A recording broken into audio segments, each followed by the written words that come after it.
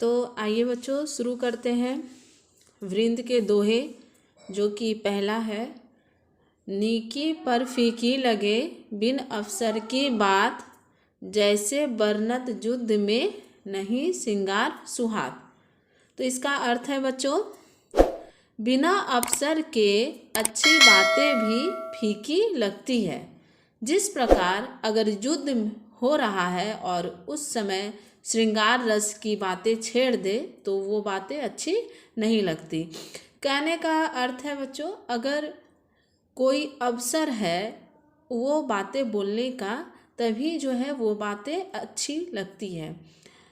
तो श्रृंगार रस का मतलब होता है यहाँ पर जो रस भरी बातें, अच्छी बातें। अगर कोई युद्ध चल रहा है तो उसमें अच्छी बातें अगर छेड़ दे तो वो अच्छी नहीं लगती। अब दूसरा है बच्चों, जाही ते कछु पाइए करिए ताकि आस, रीते सरवर पर गए कैसे बुझत प्यास। तो यहाँ पर है बच्चों, ध्यान दीजिए कि इसका अर्थ होता है हमें जहाँ मिलने की कुछ संभावना हो वहीं पर जाना चाहिए। जिस प्रकार अगर हम सूखे तालाब के पास जाएंगे पानी के लिए तो हमें वहाँ पानी नहीं मिलेगा। तो बच्चों ये ध्यान में रखिए आप कि अगर आपको कहीं भी कुछ मिलने की संभावना हो तो वहीं पर ही जाना चाहिए। अगर आपको कहीं मिलने की संभावना ना हो तो वहाँ हमें नहीं जाना चाहिए। तो आगे बढ़ते हैं। अपनी पहुँच विचार के कर्तव्य करिए दौर, तेते पाँव पसारिए जेते लांबी सौर। तो इसमें देखिए बच्चों कितना अच्छा जो कविवर हैं वो बोल रहे हैं, हम लोगों को अच्छी बातें बता रहे हैं कि आपके पास जो है, जितना आपके पास पहुँच है, जितना तक आपका पहुँच है उतना ही हमें काम करना चाहिए। अर्थात आपके पास कितना पैसा है ये सोच कर ही कोई भी निर्णय लेना चाहिए। जिस प्रकार की जितनी चादर होती है उतना ही हमें पैर पसारना होता है।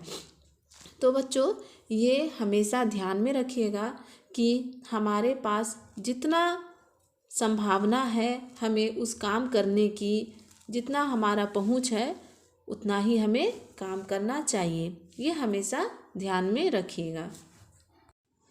अब देखिए बच्चों, विद्या धन उद्यम बिना कहाँ जो पावे कौन। उद्यम का अर्थ होता है बच्चों मेहनत। बिना डुलाए ना मिले जो पंखा की पौन। तो यहाँ पे देखिए बच्चों, इसमें बोल रहे हैं कविवर कि विद्या एक ऐसा धन है जो अभ्यास के बिना अर्जित नहीं हो सकता है। जब तक हम लोग अभ्यास नहीं करेंगे धीरे धीरे करके, तब तक हमें वो जो विद्या रूपी धन है वो हमें नहीं मिल सकता है। किस प्रकार? तो जिस प्रकार की जो हाथ का पंखा है, जो हम लोग गर्मी के दिनों में हवा लेते हैं उस हाथ वाले पंखे से, तो जब तक उस पंखे को नहीं डुलाएंगे धीरे धीरे करके, तब तक जो है वो हवा हमें नहीं देगा। इसलिए बच्चों ये कवि बोल रहे हैं, अच्छी बातें बता रहे हैं कि हमें मेहनत करने से ही विद्या रूपी जो धन है वो प्राप्त होगा। आगे बढ़ते हैं बच्चों। अब सबे को सहायक सबल को कोई न निबल सहाय, पवन जगावत आग को दीपहि देत बुझा। देखिए यहाँ पे सबल का मतलब होता है शक्तिमान, बलशाली। अब बलशाली तो बहुत तरीके से हो सकते हैं, धन से हो सकते हैं, कोई हिष्ट पुष्ट हैं अपने शरीर से हो सकते हैं। तो बलशाली जो है यहाँ बहुत तरह के होते हैं। अब निबल भी जो है बहुत तरह के होते हैं। अब जो है कविवर इसी के विषय में बोल रहे हैं कि जो शक्तिमान अर्थात बलशाली व्यक्ति की सभी कोई सहायता करता है, और जो निर्बल होता है, जिसके पास कुछ नहीं होता है, ना धन से ना ही शरीर से, उसकी सहायता कोई भी नहीं करता है। कैसे? तो जिस प्रकार से जो हवा है, तेज हवा जो बहती है, वो क्या करती है, आग को, जो शक्तिशाली आग है उसको बढ़ा देती है, अर्थात उसकी सहायता करती है। लेकिन वही हवा जो छोटी सी जो दीप होती है, दिया होती है, उसको क्या करती है, बुझा देती है। तो बच्चों आप लोग समझ गए होंगे। आगे बढ़ते हैं। कहूँ कहूँ गुण ते अधिक, उपजत दोष शरीर, मधुरी बानी बोल के, परत पिंजरा कीर। तो इसमें जो है ये भी बहुत अच्छी बातें बता रहे हैं कविवर, इसको भी अच्छे से सुनिए और ध्यान दीजिए इस पर भी।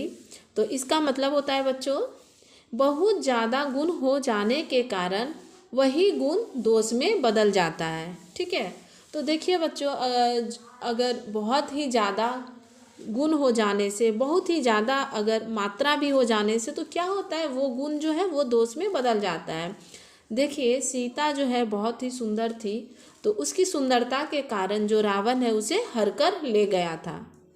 तो वही बोल रहा है कि ज़्यादा गुण होने के कारण जो है वो दोष में बदल जाता है। किस प्रकार, जिस प्रकार की तोता बहुत ही अच्छा बोलने के कारण उसे पिंजरे में रखा जाता है। तो बच्चों अब आगे बढ़ते हैं।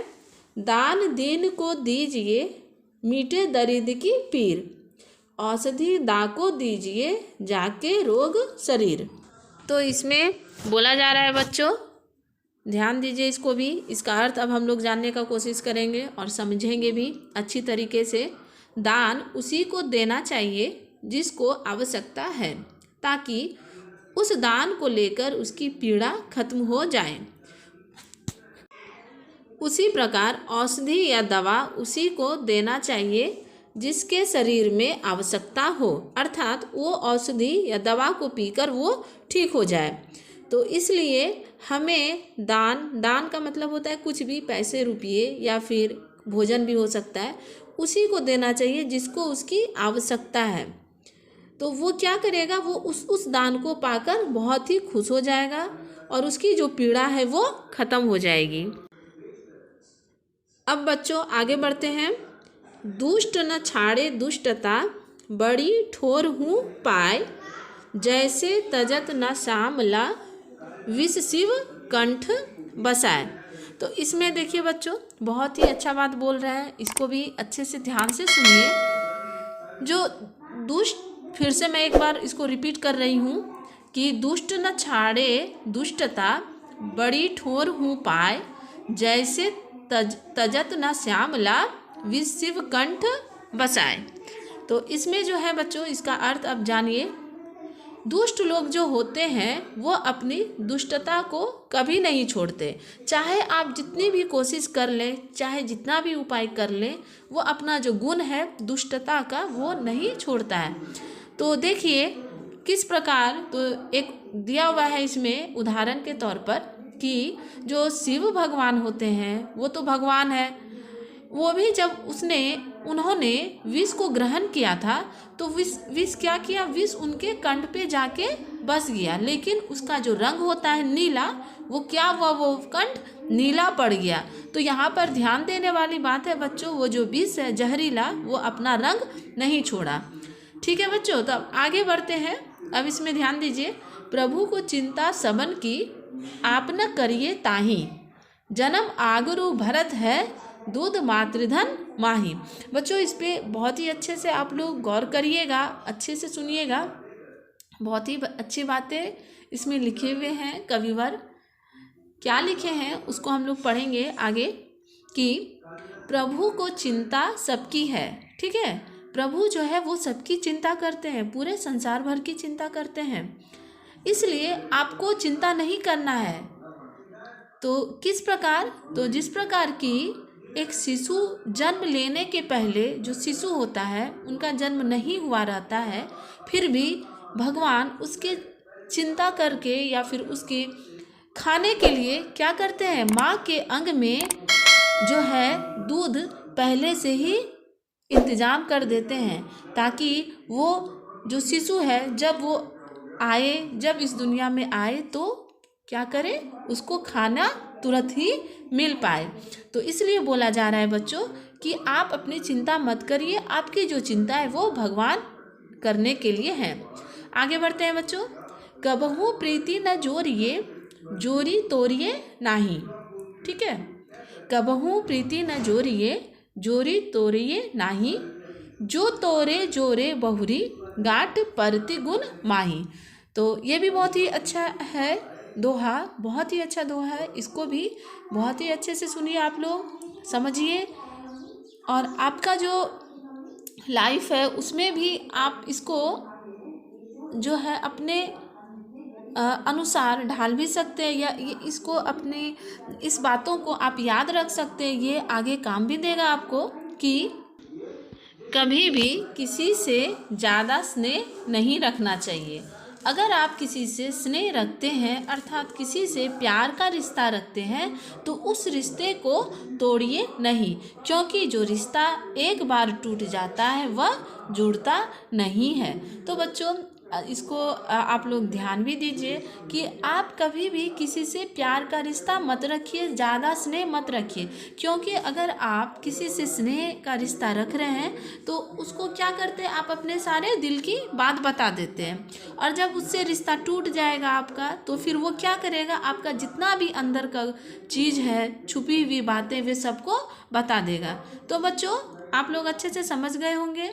अगर मेरा ये वीडियो आप लोगों को पसंद आए तो आप लोग ज़रूर मेरे चैनल को सब्सक्राइब कीजिए, शेयर कीजिए, कमेंट करिए।